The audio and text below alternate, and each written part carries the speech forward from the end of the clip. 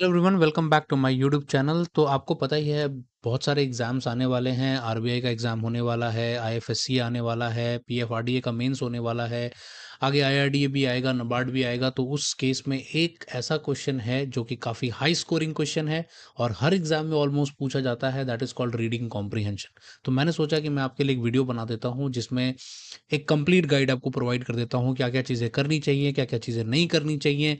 और I hope कि आप इस पे प्रैक्टिस तो कर ही रहे होंगे, ठीक है? जितने भी मेरे स्टूडेंट्स हैं उनको भी काफ़ी डाउट्स था जो मेरे प्रोग्राम का हिस्सा हैं, तो मैंने सोचा एक वीडियो बनाता हूँ, उनके भी काम आएगा और जितने मेरी यूट्यूब की फैमिली है उनके लिए भी काम आएगा।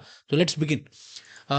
तो रीडिंग कॉम्प्रिहेंशन में हम क्या-क्या चीज़ें डिस्कस करेंगे, पहले उसके बारे में बात करते हैं। सबसे पहली चीज़ जो हम डिस्कस करेंगे, व्हाट टू डू, हमें क्या करना है, और इसको मैं 3 सेक्शन में बताऊँगा आपको। बिफोर रीडिंग क्या करना है, ड्यूरिंग रीडिंग क्या करना है और व्हाइल राइटिंग द आंसर, जब आप आंसर लिख रहे होगे तब क्या करना है।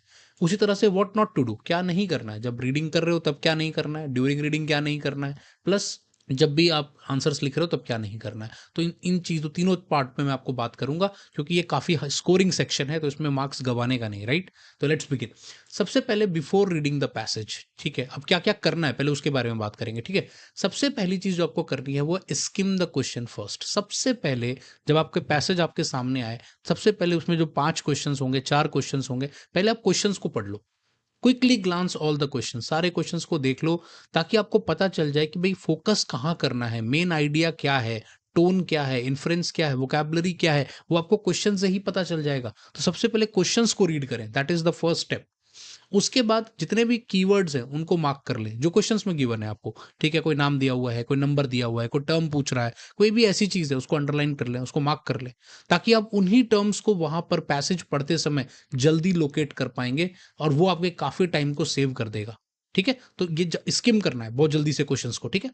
नंबर दूसरी चीज़ जो यहाँ पे करनी है वो है पैसेज का टाइप चेक करना है। अब जितने भी रेगुलेटरी एग्ज़ाम्स होते हैं, मोस्टली उनमें पैसेज आता है इकोनॉमी से रिलेटेड, सोशल इश्यूज से रिलेटेड, फाइनेंस, बैंकिंग, एनवायरनमेंट, इन्हीं चीज़ों के ऊपर पैसेज होता है। तो पैसेज का जो थीम है वो समझना बहुत इंपॉर्टेंट है, क्योंकि अगर आपको थीम समझ में आ जाएगा तो आपको पहले से आइडिया रहेगा भाई इसमें क्या-क्या की टर्म्स हम एंटिसिपेट कर सकते हैं। तो मान लो अगर कोई फाइनेंस एंड बैंकिंग के ऊपर आया है तो उसमें मैं फाइनेंशियल टर्म्स एक्सपेक्ट कर सकता हूँ। अगर कुछ इकोनॉमी के ऊपर आया है तो मैं इन्फ्लेशन, जीडीपी, आरबीआई पॉलिसी, ये सब चीज़ें हम उसमें एक्सपेक्ट कर सकते हैं, राइट? तो it is very important to understand कि पैसेज का टाइप क्या है, ठीक है? और वो बहुत मुश्किल नहीं है, क्वेश्चन को पढ़ के समझ में आ जाएगा। अगर कोई टाइटल गिवन है रीडिंग कॉम्प्रिहेंशन का तो उससे आइडिया लग जाएगा। जैसे ही आप रीड करना शुरू करोगे, वहाँ से आपको आइडिया मिल जाएगा कि भाई किस चीज़ की बात हो रही है, ठीक है? नेक्स्ट इंपॉर्टेंट चीज़ है कि पढ़ते समय क्या-क्या चीज़ों का ध्यान रखना है, ठीक है? अब उसमें सबसे पहला आ गया रीड एक्टिवली नॉट पैसिवली, बहुत इंपॉर्टेंट पॉइंट है ये।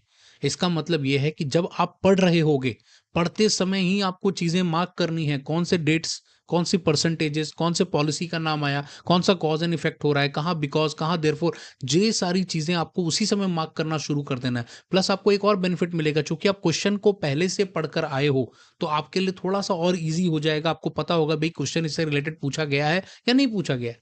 प्लस कुछ मेंटल नोट्स भी हमें बनाने पड़ेंगे, चाहे तो आप वहीं पे मार्क कर दो। मैं एक काम किया करता था, वो मैं आपको बता देता हूँ मैं क्या करता था। जब भी मैं रीडिंग कॉम्प्रिहेंशन पढ़ता था ना, और मान लो मेरे को पहला क्वेश्चन याद है कि भई फर्स्ट क्वेश्चन में ये चीज़ पूछी गई थी, और मैं वो लाइन जब पैराग्राफ में पढ़ता था, मैं वहीं पे 1 लिख देता था, ठीक है? और जब अगला पढ़ता था वहाँ 2 लिख देता था। मतलब जहाँ मुझे जो क्वेश्चन का आंसर रिलेटेड मिल जाता था, मैं 1, 2, 3 ऐसे मार्क कर देता, ताकि मेरे को बाद में सिर्फ़ वहीं-वहीं पे जाके पढ़ना है और वहीं से आंसर को लिख लेना है। ठीक है? तो मेंटल नोट्स एक बना के वहीं पे मार्क कर लीजिए या दिमाग में रख लीजिए।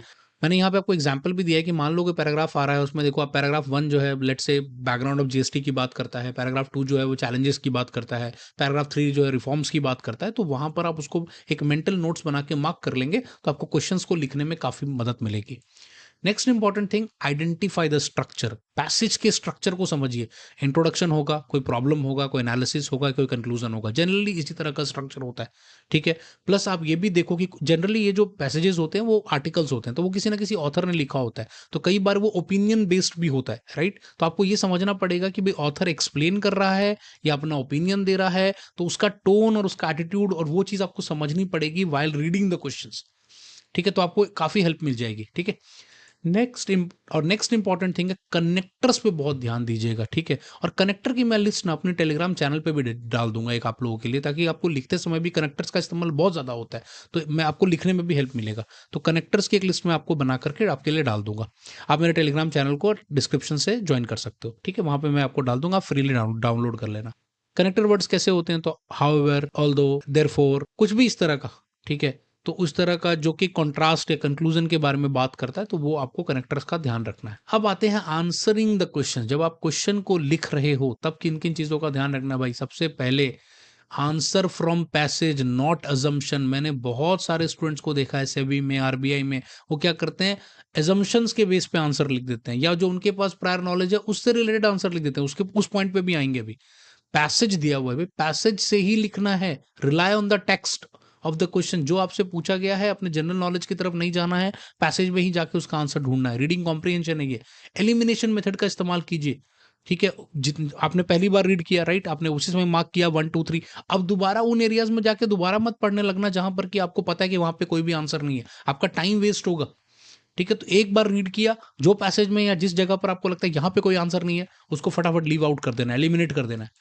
तीसरी चीज, एग्जैक्ट वर्ड मैच ढूंढने की कोशिश करें। जो क्वेश्चन पूछा है वही क्वेश्चन जाके फटाफट वहां पे देखें कोई एग्जैक्ट मैच कर रहा है, और वो हमने रीड करते समय ही मार्क कर रखा है, तो आपके लिए लिखने समय काफी हेल्प मिल जाएगी। आपको उसी सेक्शन में जाकर के बस आंसर ढूंढना पड़ेगा। वोकैबुलरी को थोड़ा स्मार्टली यूज करें। अब इसमें जो बहुत ज्यादा स्टूडेंट गलती कर देता है, वो कर देता है वोकैबुलरी में, ठीक है। आपको जब अपने वर्ड्स में, आप जनरली जब आप पैसेज से लिख रहे हो, तो आपको मेक श्योर करना है कि सिनोनिम, एंटोनिम्स का आप सही तरह से इस्तेमाल करें। कंटेक्स्ट गलत नहीं होना चाहिए, ठीक है। सेंटेंस को आप अगर रिफ्रेम भी कर रहे हो तो उसका कंटेक्स्ट गलत नहीं होना चाहिए, दैट्स वेरी इंपॉर्टेंट। वो बहुत बड़ी गलती कर देता है स्टूडेंट, ठीक है। Last but not the least, जो मुझे लगता है सबसे बड़ा चैलेंज होता है इस तरह के एग्जाम से, वो है टाइम मैनेजमेंट का। आप 15 मिनट से ज्यादा नहीं लगा सकते भाई। आपको 15 मिनट्स में पैसेज को पढ़कर उन पांचों क्वेश्चंस को आंसर कर देना है, ताकि आपको आपका टाइम बचे, क्योंकि आगे आपको ऐसे भी लिखना है, आपको आगे चल करके प्रेसी भी आंसर करना है। It is not going to be easy, ठीक है। तो ज्यादा से ज्यादा 75 to 80 वर्ड्स में ही आंसर करने की कोशिश करें, ताकि फटाफट आप लिखें और जल्दी से आगे निकल जाएं। अब आते हैं डोंट्स की तरफ, व्हाट नॉट टू डू, क्या नहीं करना है। सबसे पहले बिफोर रीडिंग, क्या before reading don't jump directly to conclusion. बिना पढ़े हुए आप डायरेक्टली कंक्लूजन पे मत चले जाओ भाई, उससे और ज्यादा कंफ्यूजन हो जाएगा, ठीक है। तो क्वेश्चन जो पढ़े, न्यूट्रल पॉइंट ऑफ व्यू से पढ़े, आपका टाइम भी वेस्ट होगा। दूसरा, टॉपिक को लेके प्रीजज नहीं करना। मान लीजिए कि हेडलाइन में इन्फ्लेशन इज बैड लिखा हुआ है, राइट, लेकिन जब आप पढ़ोगे तो आपको दिख रहा है कि भाई ऑथर का न्यूट्रल व्यू है या अपोजिट व्यू है, तो मेरे को पैसेज के हिसाब से जाना है। टाइटल कई बार कंफ्यूजिंग भी हो सकता है अगर टाइटल गिवन है तो, ठीक है। तो ये बहुत ध्यान रखना है कि आपको अपना प्री जजमेंट नहीं लेना। मान लीजिए आपको लगता है कि भाई इन्फ्लेशन गलत है, तो उसका ये मतलब नहीं कि ऑथर भी वही कह रहा है। तो मेरे लिए तो ऑथर का व्यू इंपॉर्टेंट है, ना कि आपका व्यू। इसके अलावा वाइल्ड रीडिंग करते समय क्या क्या चीजों का ध्यान रखना है, तो वर्ड बाय वर्ड ऑब्वियसली आप रीड नहीं करोगे, पहली बार आप बस रीड करोगे, उसके बाद आपको बस जहां जहां पे आपने मार्क कर रखा है वहीं से उठा के आंसर लिखना है। दूसरी चीज जो बहुत इंपॉर्टेंट है, that is don't over highlight. बहुत ज्यादा लोगों को मैंने देखा है, बहुत ज्यादा अंडरलाइन कर दिया, बहुत ज्यादा मार्क कर दिया, बहुत ज्यादा फैक्ट्स को मार्क कर दिया। जो आपके क्वेश्चन से रिलेटेड है बस उसी को मार्क करो, नहीं तो क्या होगा कि बाद में आपके लिए कंफ्यूजन भी बढ़ेगा, आपका टाइम भी होगा, प्लस ओवर मार्किंग में भी तो आप स्लो डाउन हो रहे हो, राइट। तो उन चीजों का ध्यान रखना है। आंसर लिखते समय क्या क्या चीज़ों का ध्यान रखना है, तो पर्सनल नॉलेज को, जैसे मैंने पहले भी कहा था, अपने पर्सनल नॉलेज को इस्तेमाल मत कीजिए। आपको पैसेज से ही कनेक्टेड रहना है, पैसेज के हिसाब से ही आंसर करना है, तो पैसेज को ध्यान में रखिए। प्लस ट्रैप वर्ड से बचिए। कई बार क्या होता है, ऑलवेज, नेवर, ओनली, मस्ट, इस तरह के वर्ड्स का इस्तेमाल किया गया होता है, तो उससे आपको कहीं ना कहीं रॉन्ग क्लूज मिलने शुरू हो जाते हैं।